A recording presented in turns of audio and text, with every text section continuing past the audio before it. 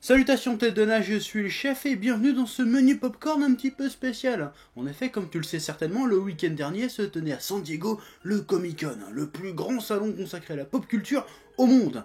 Donc c'est là-bas qu'il faut être pour avoir les grosses annonces, que ce soit en matière de cinoche, de comics ou de séries TV. Moi, comme forcément, quand je suis un putain de gros fan de tout ça, je suis ça tous les ans avec attention. Enfin, je te dis que je suis ça depuis chez moi sur internet, sur Facebook, tu vois. Parce que, en fait, je suis trop pauvre pour y aller. Mais un jour j'irai.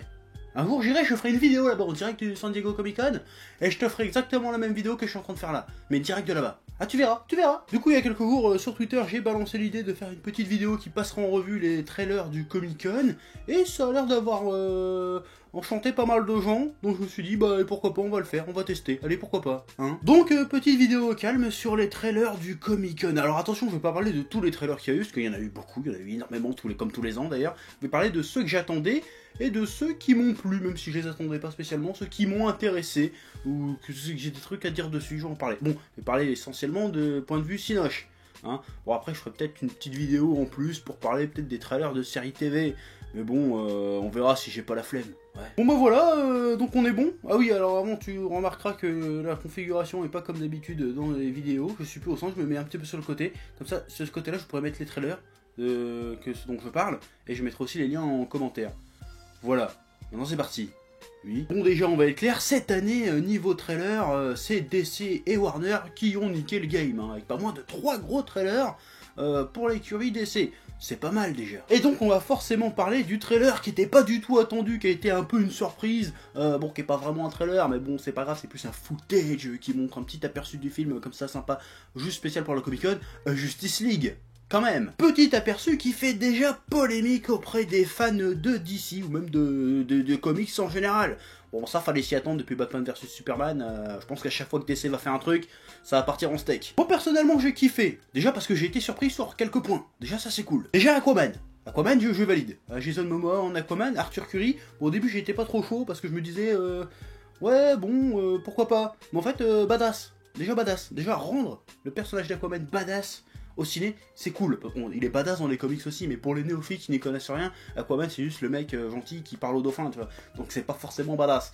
Donc là, ils ont pris un gros hawaïen balèze vénère, qui est badass. Bon, après, il fait plus badass que Batman. Bon, ils sont allés un petit peu trop loin. Mais c'est pas grave, tant pis, il est cool. Donc Aquaman, je valide. Ensuite, il y a Flash, bon, après, il y en a qui comprennent pas. Ouais, mais pourquoi c'est pas l'acteur de la série Flash qui fait Flash?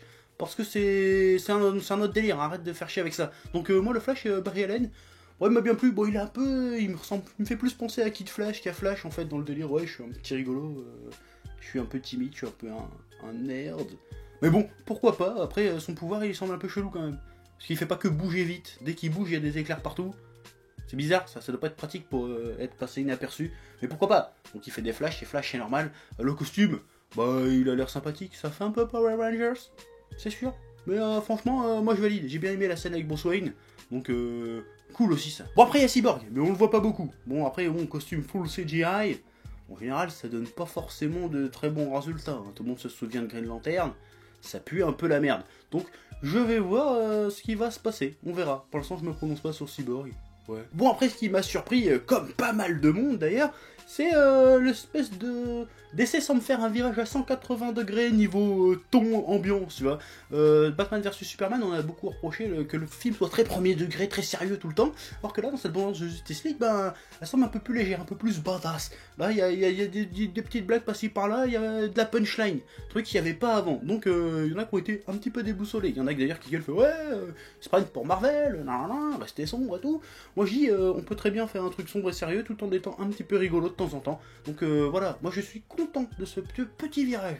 C'est sympathique. De toute façon, tu peux pas faire un film à 100% sérieux et tragique avec Flash dedans. Il y a forcément un petit peu de vanne avec Flash. C'est obligé, ça fait partie du personnage.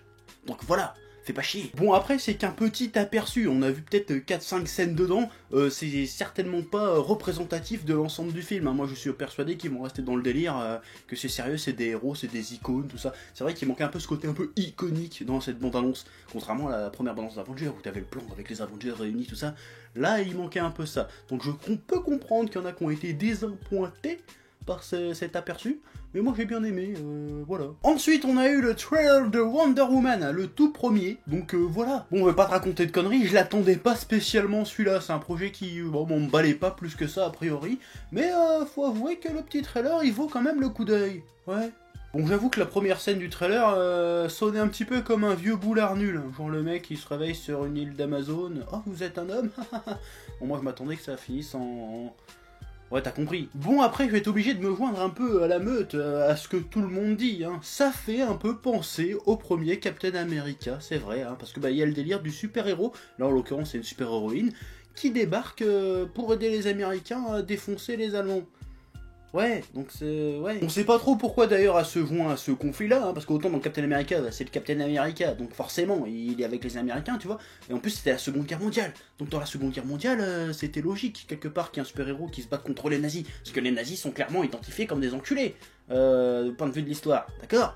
Mais là, ça se passe dans la Première Guerre mondiale, et je suis pas un expert en histoire, hein, mais il me semble que dans la Première Guerre mondiale, les Allemands, c'était pas spécialement les enculés de l'histoire. C'est-à-dire, c'était un conflit plus compliqué que ça, c'était pas juste on est méchant, on veut tout conquérir, c'était pas ça le délire.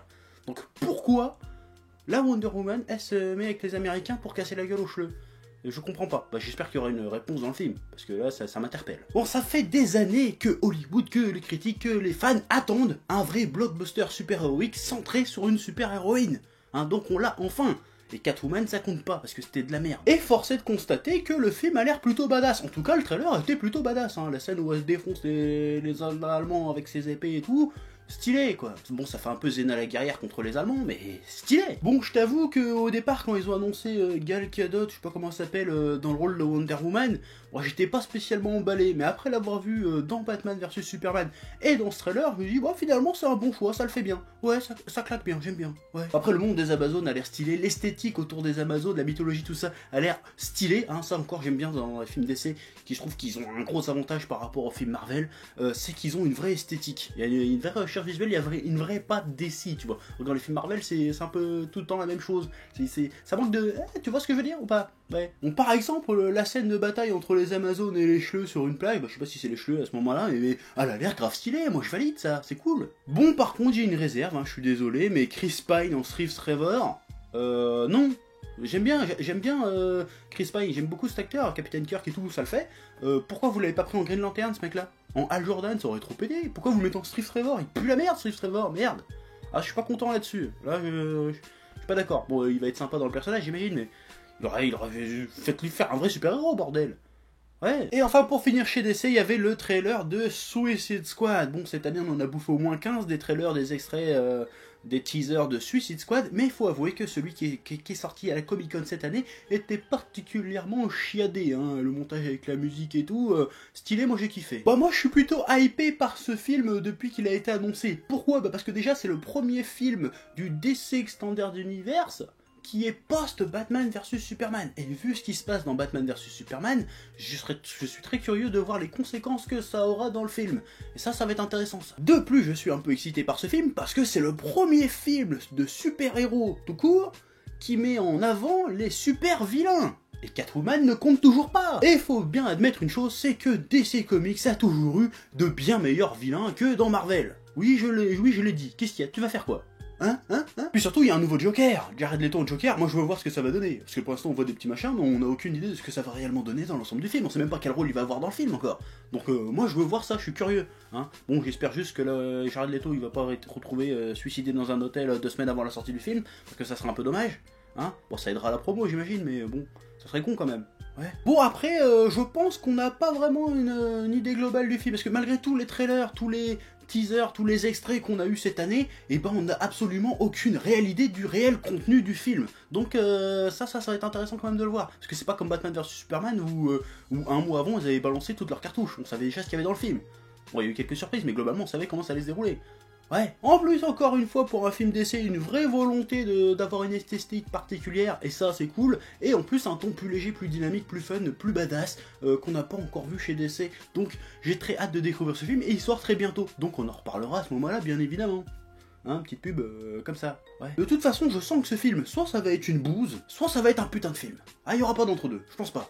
Bon, on verra bien. Et on passe maintenant du côté de Marvel avec le seul trailer qu'ils ont dévoilé cette année au Comic-Con. Enfin, le seul trailer en matière de Cinoche, parce qu'après ils ont balancé pas mal de teasers niveau série télé. Ils nous ont balancé un second trailer de Doctor Strange, et j'ai envie de dire une chose. Enfin un film Marvel avec une vraie volonté de créer une esthétique particulière, un vrai parti pris artistique, et ça c'est beau, ça c'est ça que j'attendais. Hein, le délire de manipuler la réalité, de modifier les lois de la physique, tout ça avec les immeubles qui se retournent, qui flottent dans l'espace et toutes ces conneries, c'est bon ça c'est bon ça. Encore une fois, Marvel prend un vrai risque hein, avec ses super-héros. Ils avaient déjà pris pas mal de risques avec les Gardiens de la Galaxie en faisant parler un raton laveur et un arbre géant.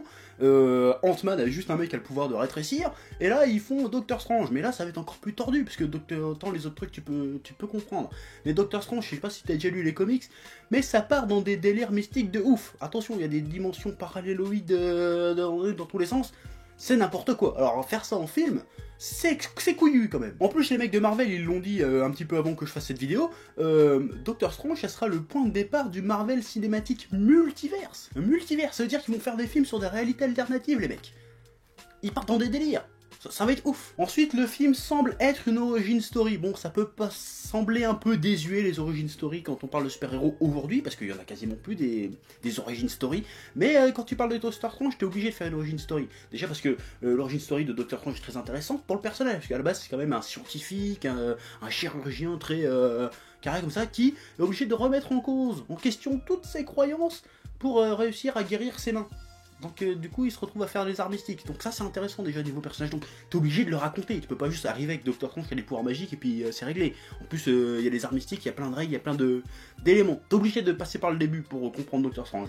Sinon tu comprends que dalle. Donc voilà, je comprends pourquoi ils ont fait une origin story. Ensuite Benedict Cumberbatch en Doctor Strange, bah quand tu le vois tu te dis ça semble évident. Je veux dire merde, il a été fait pour jouer Doctor Strange. Bon enfin il fait que les persos classes lui. Hein. Doctor Strange, Khan dans Star Trek, Sherlock Holmes, Smoke dans Le Hobbit. Il a tout raflé ce mec là, donc j'aime beaucoup cet acteur et je trouve qu'il rend bien en Doctor Strange et j'ai très hâte de voir ce Doctor Strange interagir avec le reste de l'univers Marvel. Voir une discussion avec Tony Stark, oh putain ça va être épique, moi je veux voir ça moi. Ouais. Et enfin un trailer que j'attendais pas du tout, j'étais même pas au courant du projet, j'avais peut-être entendu vaguement parler il y a quelques temps de ça, Kong Skull Island. Alors là j'ai pas compris, ce qui s'est passé là. Waouh, bon, j'ai kiffé, même si c'est bizarre, mais j'ai kiffé. Bon, ça a sûrement de la merde au final, mais quand même, j'ai kiffé. Par contre, un remake de King Kong. Sérieusement, genre déjà, à peine 10-12 ans après le truc de Peter Jackson, tu nous fais un remake de King Kong. Vous êtes sérieux les mecs? C'est chaud. Bon après, tu me diras qu'ils ont osé rebooter Spider-Man 2 fois en moins de 10 ans. Donc pourquoi pas après tout. Le trailer est très énigmatique, mais plutôt bandant, même si déroutant. Qu'est-ce que c'est que cette taille d'enfoiré pour King Kong les mecs là? Putain, parce que dans les anciens films, si je dis pas de conneries, il doit faire 9-10 mètres à tout casser. Là, il est beaucoup plus grand que ça, hein. C'est quoi ce délire, là? Il doit faire au moins 50 mètres de haut, le bordel. C'est quoi ce délire, là? Ça craint. Déjà, dans le trailer, quand tu vois la tache de la main contre la montagne, tu fais que c'est quoi ce bordel? La taille de la main fait la taille du King Kong du film d'avant. Qu'est-ce que c'est ce délire? Bon, apparemment, s'ils l'ont fait aussi grand que ça, c'est parce qu'ils prévoient de faire un univers partagé de films de monstres. Hein. C'est-à-dire que, en fait... Ils veulent faire, d'ici 2020, si j'ai bien compris, un King Kong contre Godzilla. Ah, les mecs, ils en ont plus rien à foutre. Hein. Là, ils ont lâché les ballons. Là. Ils sont partis trop loin. Ils ont dit, ouais, on va faire un King Kong contre Godzilla dans les années 2000. Ça va cartonner. Mais le pire, c'est que ça va cartonner, qu'on va tous aller le voir, hein, même si c'est débile. Mais moi, je suis pour. Je suis excité. Je trouve que c'est une belle époque pour être en vie, cinématographiquement parlant. On va voir des films de merde, mais on va kiffer. Ouais. Non, mais le pire, c'est que je sens que ça va être tout pourri, je le sais. Mais je vais quand même aller le voir, parce qu'il y a Samuel L. Jackson et King Kong. Donc tu mets les deux, moi j'achète forcément. Donc voilà, c'était la surprise. Là je m'y attendais pas. Le trailer donne envie, mais je sais que ça va être pourri, je le sens. Mais voilà quoi. Il faut que j'aille voir ça. Ouais. Voilà, c'était mon petit tour des trailers du Comic-Con qui m'ont intéressé. Voilà, j'espère que ça t'aura plu. Bah dis-moi ce que t'en penses dans les commentaires. Peut-être que j'en ferai d'autres sur d'autres trailers, pourquoi pas après tout. Ça pourrait être un nouveau rendez-vous. Je sais pas, on verra. Donc voilà. C'était tout. Après, je parlerai peut-être des séries TV un peu plus tard. On verra. Voilà. Merci. À bientôt.